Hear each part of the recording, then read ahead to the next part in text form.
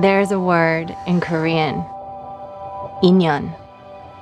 It means providence or fate. Do you believe in that? That's just something Koreans say to seduce someone.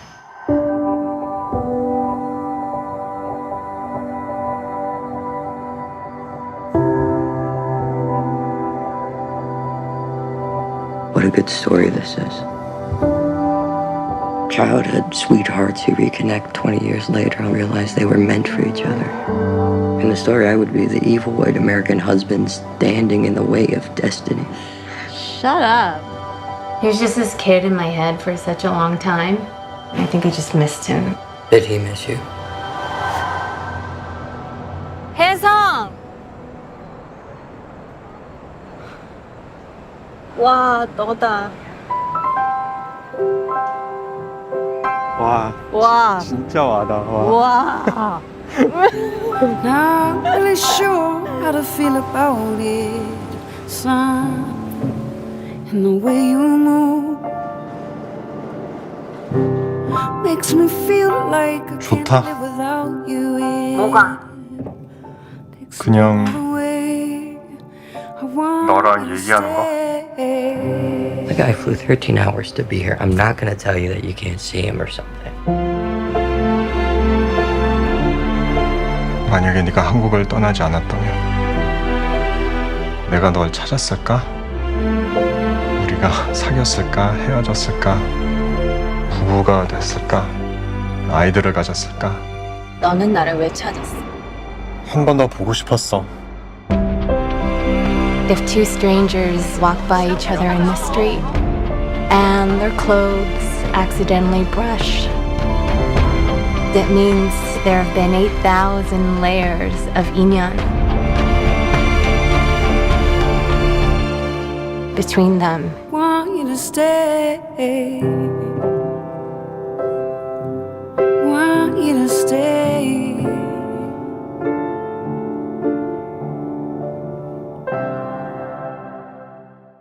Welcome to Movie Umpers. My name is Bob Sham. My name is Angela. The sounds you hear may be dogs, and we're finalizing. We're putting our finishing touches on our side theme this month. We have been a lot of extra content, and it's going to be more loaded this coming month because this coming month is our theme. I'm calling it the Left Hand Endeavor, and it is classic film noir. Hell 5 yeah. days a week. Every weekday in March. Just because I wanted to do that, and it's some of my favorite types of movies. Mm-hmm. And if you don't like it, well, I mean, you can do what you want, I guess. But that's what we're doing next month. But we're wrapping up our sub-theme here in the middle of, as we also wrap up our February theme of Women in Crisis, we also have, and the nominees are, in which we're catching up on what's left of the Best Picture nominations. And this is our last one. We've actually watched every Best Picture nomination up to this point. I'm still open to do an awards prediction show, but I can't guarantee anything because I'm not sure how time will work. And sometimes, going out and living life should take a little bit more precedence over, especially since we got so much content coming up. The Oscars are on my birthday weekend.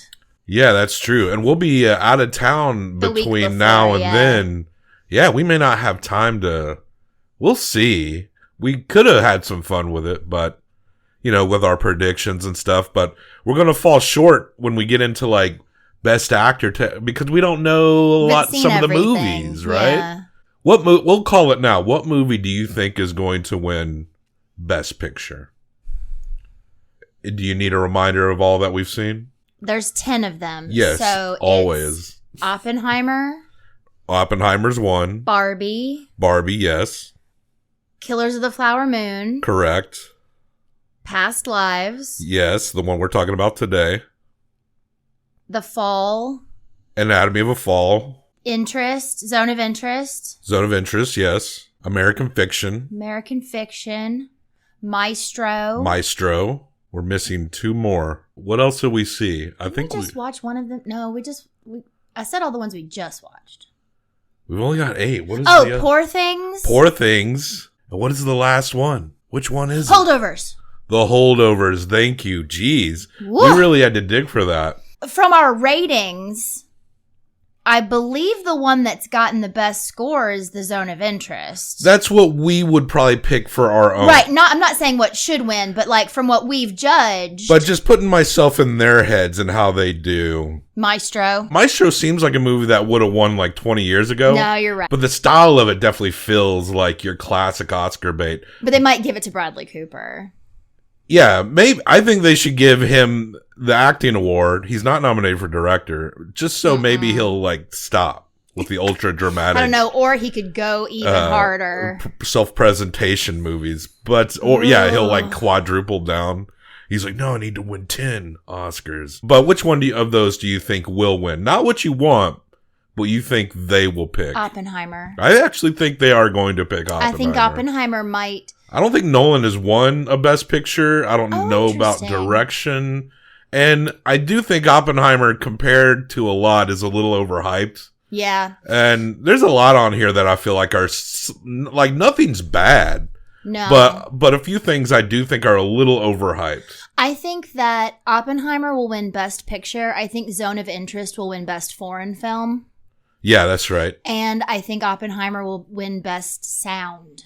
Yeah, we'll see. We'll see on that one. There was one movie that I thought the sound was pretty good. Oh, I think it was The Zone of Interest. Yeah, that one was really good. I don't know if it's nominated. It should be, but narrow it down. Cut half of this list what you think should be the final 5, like how they nominated in the 90s. Oh, yeah. So what I think the top 5 are? What you would cut. Yeah. What I would pick. Personally. Yes. Yeah. So my top 5 would be Oppenheimer. Okay. Killers of the Flower Moon. Poor Things. Anatomy of a Fall and Zone of Interest. I think I'm right there with you. Though I get a little, I'm not sure if I would replace Oppenheimer with Killers of the Flower Moon. Yeah, actually that was the one that I got lost. I'm kind of, I mean, controversially, either Killers or Oppenheimer would get bumped off of my personal top 5. But I do think it's like, for me, it is, The Zone of Interest, Anatomy of a Fall, The Holdovers, Poor Things, and I know the story I've read the book on Killers of the Flower Moon, so I was very much glued there. Yeah. And we all love Martin Scorsese, but you know what? I'm going to pick it over Oppenheimer, slightly edging. That's just me. If you picked Oppenheimer over that one, I would understand. I do think, at least in terms of pure hype, not that they're bad movies, but that Oppenheimer and Killers are slightly overrated. Only slightly, just in the greater conversation. Not saying they're bad. No. And Barbie definitely. Maybe, no one's really, a lot of people, we were very kind to American Fiction, and I still stand by that, but that seems to be the one that people are kind of ragging on in terms of being thrown up there. And I thought it was good. I hear some of those criticisms, and I think it actually went a little higher than Oppenheimer and Killers, but it might be around that as well, truly. But anyway. So Poor Things, Holdovers, Zone of Interest, Anatomy of a Fall. Yeah, I think I would pick Killers. Yeah.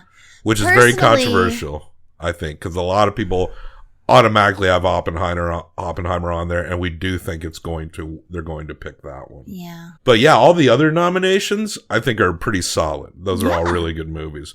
But we did not pick this movie, Past Lives, if we narrowed it down to 5, neither of us put Past Lives. Directed by Celine Song and written by Celine Song, and starring Greta Lee Teo Yoo and John Magaro. It's a drama romance. And it's not a bad movie, like any of the other Best Picture nominations, but we don't want to give things away. We're going to be spared. We're not going to reveal. I don't think we should. What is the reveal here? Do they get together or don't they? That's the question, isn't it? Yeah. Does him visiting her blow up her life? A young woman, Nora Moon. She grows up in Korea. She has a little friend named Hae Sung. This is one of those where it's like, we see them at 12, we see them at 24, we see them at 36. And it's basically like every chapter of their life, how they... The Korean 7-Up connect series. With each other. They should do a sequel that is at 48.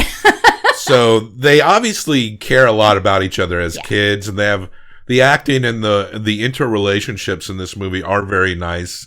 It's a movie about relationships and destiny and like what you do with your life with what you get. What is the word that they say, which is basically if you pass someone on the street and you brush arms, the fact that even happened means that you have known each other. Inyan.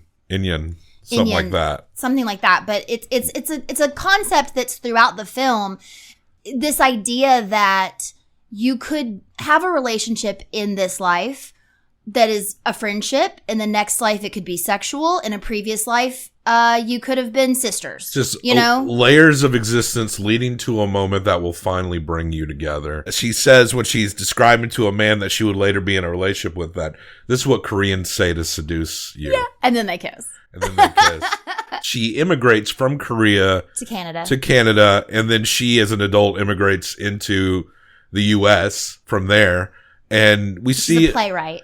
Yeah, she's a playwright. She's a writer. And Hae Sung, he kind of grows up to be an engineer, a bit more of a plain job for his field. He had to go to the military first. Yeah, he went to the military first, and he went to China, and he met a girlfriend there. And so he kind of has a girlfriend when she later meets who would become her husband. Yeah, but the interesting thing is, they knew each other when they were 12, and she left with her family. She made this big show at school about how it was her decision. Yeah. Because you can't win a Pulitzer if you live in Korea. Obviously, it wasn't her decision. It was her parents' decision, but she moved. And then they reconnected when they're both 24 and they catch up with each other. But she puts a pause on it because they're too far from each other and they do not see a time within at least a year that they could actually physically see each other. Yeah. And the fact that they're such close friends, because it hasn't gone beyond that ever, but they're such close friends that their relationship is sort of distracting her from doing what she needs to do. Yeah. And so she's like, I gotta focus. It's more of a careerist approach. And also she's very emotionally invested in him, and it is overwhelming. Like they are in love, even if they don't say it as much. Yeah, she is upset by having to make that break, but she is the more logical, analytical one of the two of them. He is heartbroken. Yeah. She's obviously upset. It definitely makes her sad because she was thinking all these things might happen, but she realized she needed to focus on what she was doing. And you're right. She ended up meeting someone else. And I love her relationship with her husband. Yeah. I love the conversations they have. It's very real to life. Like, I could just as easily say to you, if I had walked into that bar in Clarksville, Tennessee 18 years ago and someone else had asked me to play pool, would that person be my husband now? Yeah. I don't know. And it doesn't matter because I met you and we're together. And I kind of love that concept. My favorite aspect of this movie is how it kind of explains modern relationships and where people are at. And it kind of explains the society and the structures of how people are coming together and what that means. There is kind of this weird pragmatism with being in a relationship. You definitely want to care and love the person you're with, but there is a pragmatism in the sense that, especially since things are so unaffordable, that when people double down, it's a bit of a security. It's a bit of a, we get a little bit of what we might see as foreshadowing in that maybe there are clinks in the relationship between Nora and her white American husband Arthur, in that she explains, like, actually we got married kind of early so I could get my green card, and they were they were talking about in together before they intended to, which we know happens all the time. Yeah, and we, in our own way, we did that. We did. We moved in together before we planned on it. It's just circumstances made more sense to live together. And it's not that they don't love or care about each other, but they were just, the way it all had to be, it kind of forced the hand of it. So as much as there is, of course you love your partner, your wife, whatever, but we can't ignore, like, that there's almost a pragmatic requirement and like a necessity for us to kind of bunch together and make a life a little easier out there for ourselves. Yeah. Poor Hae Sung, you know, he rolls with his boys. They have a good time. And of course, as you say, we see him at certain points. And when they're in their 20s, Greta Lee always looks like she's in her 30s. But they do a good job. They do a good job of making Teo Yoo look in his 30s because they give him that fluffy boy bang haircut. He looked adorable. And then when he comes to New York to visit, he's got the slick back. He's much more uniform. Like he looks very handsome. And so he comes into town, and there's some question as to why he comes to New York to finally visit her after she's well into her marriage at this point. But of course the answer is to see her. And we're not going to give much away beyond that. No. But a lot of it is just, you know, these three people, how they interact with each other and the nature of relationships and, you know, what does destiny mean and what is important and what almost like a bit of an emotional sacrifice in a lot of ways. And it's really a sharp and nice little movie in that sense. But I don't know if I don't know if it's like a best picture material. I think it's a good story. I think it's a good script. I think it's extremely well acted. I think they all do a wonderful job in this. There are just glances between these characters and you know what they mean. You know? I think in that aspect, it is a wonderful movie, but I don't think, I agree, I don't think that it's I wouldn't throw top it on 10 best of last year. I just don't. Yeah, I agree. But, you know. But it's good. I used to be like, why do they do 10? It just seems like they're throwing a lot of these movies a bone. But at the same time, I might have missed past lives if we didn't do this here. Absolutely. So, I'm glad we watched it. So as we've gone down the list to just make ourselves watch these, I'm actually kind of glad Me too. that it's there. I guess it's okay if like a few movies get a little more spotlight here and there. Like, because ultimately it's not our ceremony. It's not our award show. Ultimately, we don't really give that much of a shit. We're not going to be mad if Maestro wins Best Picture.